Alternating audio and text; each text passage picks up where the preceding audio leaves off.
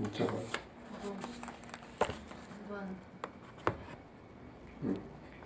완료가. 사무엘상 1장 1절에서 18절까지 이렇게 같이 이제 공부할 내용인데, 이번에 사무엘상에 대한 서론 오늘 좀 시작하겠습니다. 잠깐 보면서 사무엘서 상하의 기록의 목적에 대한 거, 거기 유인물 나와 있는 거 잠깐 한번 보겠습니다. 사무엘서는 이제 사사시대 이후에 왕위를 달라고 해서 왕정정치가 시작되는 이야기인데요. 신정정치가 이제 끝이 나고 왕정정치로 이어지는 왕정을 요구하면서 나오는 이제 사울, 다윗, 솔로몬 세 왕들의 이야기가 이제 기록이 되고, 다윗이 그 모델로 이제 사실은 나타나게 됩니다. 근데 이제 다윗이 그 모델로 나타나는 것은 의미가 있어요. 이게 이제 왜 하나님이 신정정치에서 왕정정치로 넘어가는 이 이야기를 하나님이 허락하셨는가? 그죠? 인간의 악함으로 왕을 달라고 하는 그 이스라엘 백성들의 그 요구에 의해서 하나님이 거기에 대해서 수락을 했거든요. 근데 그 수락을 한 것은 그럼 인간의 요구를 들어준 건가? 아니면 어떤 뜻이 있는가? 왜 들어줬어요? 왕정. 원래 왕정정치가 하나님 뜻이 아니고 신정정치인데 이제 왕을 달라고 하니까 어쩔 수 없이 인간. 그러면 하나님의 의도는 어떤 의도가 있었을까요? 끝까지 그냥 하나님의 통치하시고 다스리는 나라로. 근데 하나님의 계획하심, 그 안에 숨겨진 게 있다고 하면 뭐가 있을 것 같아요? 왕정이 이제 왔지만 사울, 다윗, 솔로몬 그 왕 중에서 가장 이제 마음이 합한 왕이 다윗이요. 근데 다윗의 왕도 다윗도 흠이 있지만 사실은 다윗을 통하여 나중에 오실 예수 그리스도 왕, 그걸 아마 그리고 아마 나갔지 않았을까. 하나님의 이제 구원하심이 그 긴 그림을 보고 이제 왕정을 허락하지만 또 거기서 마음이 합한 사람을 통하여서 예수 그리스도의 왕 되심을 오게 하시는 어떤 그런 과정으로 또 같이 이해하면 또 하나님의 그 계획과 섭리가 그 속에 메시아에 대한 그 표상이 특히 인물 속에서 이제 다윗 같은 인물 속에서 이렇게 등장하고 있는, 그거를 이제 또 그리고 있는 게 사무엘서의 목적이라고 볼 수 있고요. 사무엘서의 역사의 중요한 거는 이제 왕국이 형성되는 과정을 얘기하고 있는데, 이스라엘 왕성이 이제 왕국이 이렇게 점차 발전되고 나가고 있는 이야기를 하고 있는데, 이제 이스라엘의 한 민족의 역사인가 아니면 하나님의 나라를 진행하는 과정인가, 이렇게 볼 때 한 민족의 역사만 그린 건 아니죠. 그걸 통해서 하나님의 나라가 확장되어 가는 과정을 그리고 있는 것, 그것도 그 안에 들어있는 하나님의 의도라고 볼 수 있습니다. 사무엘상이 이제 사무엘 출생부터 시작해갖고 사울의 이제 죽음까지 사무엘상은 이제 그리고 있는데 94년간 이제 기간을 그리고 있어요, 그죠? 사무엘상 약 100년 기간인데, 그리고 이제 사무엘하는 다윗이 등장돼서 다윗의 여정길을 집중적으로 언급하고 있다, 이렇게 볼 수 있습니다. 그래서 사무엘과 사울과의 관계, 이게 사무엘상의 가장 핵심적인 내용이고, 거기에 다윗이 조금 훈련의 어떤 도구로 훈련하는 사람을 붙여줘서 다음에 올 왕에 대한 그 준비 과정으로 다윗이 좀 들어가 있다, 이렇게 볼 수 있습니다. 특히 이제 역사적 환경을 좀 보면 이게 BC 11세기, 10세기인데요. 주전 이제 이스라엘 백성에서 가장 왕성한, 가장 그 강력한 왕정 정치 기간이 바로 이 기간이었다. 그래서 이 이스라엘 백성이 성장할 수밖에 없었던 이유가 그 주변 나라들이 힘이 없었어요. 강하지는 못했고, 그래서 예를 들면 남쪽의 애굽은 라암세 3세 암살 이후에 급격히 세력이 위축되었고 이제 힘을 별로 못 쓰고 있었고요. 이제 그다음에 북쪽 아수르는 아직 그 영향이 크지 않았습니다.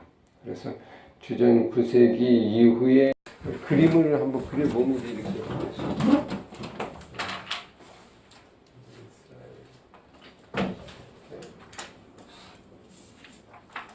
이스라엘 이 나라가 이제 만들어지는데 이쪽이 아수르, 이게 애굽, 여기가 이제 블레셋, 이제 모압, 암몬, 이쪽이 이제 암몬, 에돔, 이렇게 이제 나라들이 이렇게 포진되어 있어요, 그죠? 이렇게 작은 이제 족속들, 팔레스타인도 족속이 작은 하나의 민족 같은 거. 이건 이제 나라인데 이 나라가 이제 애굽의 그 바로왕이 이제 죽으면서 암살당해서 3세가 죽으면서 이게 이제 약화됐어요. 그죠? 힘이 없어요. 여기는 이제 시작이 되는 부분이고 탄생되는 부분에서 별로 이것도 힘이 없고 이것도 힘이 없고 그 가운데 이스라엘 백성들이 이제 하나님의 나라가 이제 만들어지는데 왕정 통치, 그래서 사울, 다윗, 솔로몬. 그래서 사실 이 3대 세 왕의 이 시기가 가장 번성해서 솔로몬 시절에는 이 땅들이 이렇게 넓게 이렇게 지배를 했거든요. 이렇게. 그래서 가장 번성한 나라의 모습이었다. 그래서 이 주변 환경이 약한 과정 속에 이스라엘 백성을 이제 처음에 이렇게 시작하게 하셨다. 이게 하나님의 의도라고 보고요. 물론 이제 조그마한 이런 블레셋이 가장 좀 어려웠어요. 블레셋이 이제 우리가 말하는 이제 사사 시대부터 있었던 삼손 으로 인하여 계속 괴롭힘을 당하고 사울도 블레셋하고 싸움이 일어나고 이제 이런 과정들이 이렇게 볼 수 있죠. 이제 이렇게 보면 하나님이 이스라엘 백성을 만들기 위해서 어떤 역할을 했는가 크게 보면 큰 나라 대국들은 약하게 만들고 이건 이제 작은 족속들은 이제 옆에 둬서 좀 이렇게 찌르는 거죠. 그래서 좀씩 이렇게 경계를 하게 하고 좀 이제 어려움을 주면서 각성하게 만드는 어떤 요소, 특히 블레셋이 그 역할을 많이 했죠. 이제 이렇게. 그러나 전체적인 면에서는 이제 이스라엘 백성들이 결국 이제 발전할 수밖에 없는 이 시기였다. 그래서 주전 9세기, 10세기, 이렇게 10세기 이 시기 우리가 잘 좀 이해하면 되겠습니다. 9세기부터가 이제 여기 나오니까 처음부터는 11세기 시작으로 이해하면 됩니다. 근데 이제 하나님이 요거를 힘없게 만드는 시절에 하다가 나중에 이제 이게 커지죠. 이렇게 애굽도 커지고 그 다음에 여기에 이제 바벨론이 하나 생기고 바벨론, 그 다음에 여기에 이제 페르시아가 생기고 그 다음에 이제 헬라가 생긴단 말이에요. 이렇게 헬라, 로마 이렇게 생기죠. 이렇게. 그러면 이렇게 되면 이스라엘 백성에 의해서 이 나라가 이렇게 흥왕도 되고 망하기도 하고 이제 이렇게 되는 구조로 가 있죠. 그래서 요걸 이제 지도를 그릴 때 여기가 지중해잖아요. 세계의 중심이 이게 지중해가 뭐예요? 지중해. 지구의 중심의 바다다. 그죠? 그래서 여기가 지구의 중심입니다. 지중해라고 보통 해요. 가장 핵심이죠. 그 중에 가장 중요한 곳이 이스라엘이고요. 허브죠. 그러면 그 중에 이제 큰 나라들이 다 포진되어 있단 말이에요. 여기가 인류 문명의 하여튼 뭐 발생지와 같이 가장 격전지고 가장 중요한 세계적으로 가장 중요한 어떤 부분. 하나님이 이 가나안 땅을 아마 이런 쪽을 선택한 이유도 바로 이런 지정학적인 이유가 있는 것이다. 만약 이게 이제 우리나라처럼 이렇게 멀리 이렇게 약속의 땅을 했다고 그러면 어떻게 될까요? 얘는 우리는 이 끝에 있잖아요, 그죠? 끝에 이렇게 끝에 있다. 여기 태평양. 뭐 어떤 일이 일어날까요? 여기 이제 중국이 있고 뭐 일본이 있지만 사실은 엄밀히 보면 이거하고 비교해 보면 어떤 점이 달라요? 하나님이 이쪽에다 약속의 땅을 하지 않고 여기다 딱 했잖아요, 이렇게 했는데 세계가 하나님 거니까 하나님이 여기다 딱 했을 때는 이유가 있을 거라고 했죠.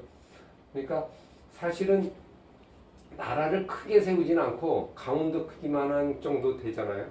그 조그마한 나라 아닌 나라를 주고서 이 세계 열강 속에 이 안에다 딱 집어넣었단 말이에요.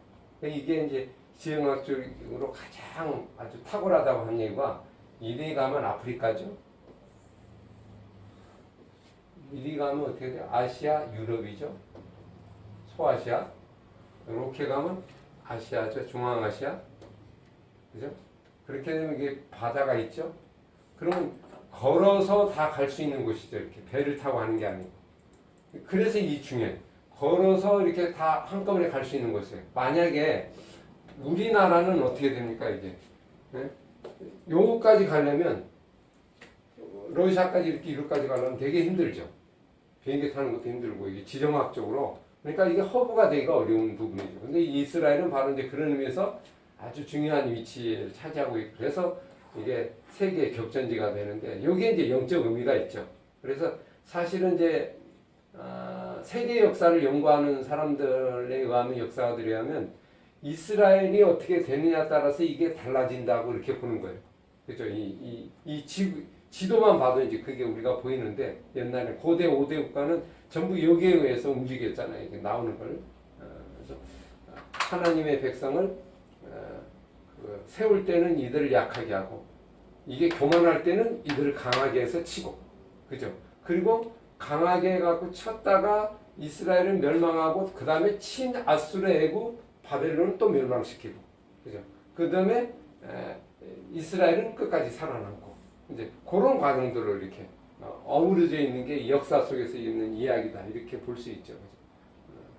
참 이렇게 보면 지금 사무엘상 시작이 바로 이제 그 이야기의 출발점이 된 거라고 이렇게 보고 역사적인 배경 속에서 좀 이해를 하면 참 좋겠습니다. 이렇게 그러니까 이제 외국 사람들 뭐 주변 나라 사람들이 크냐 작냐는 그렇게 중요한 거 아닌 것 같아요.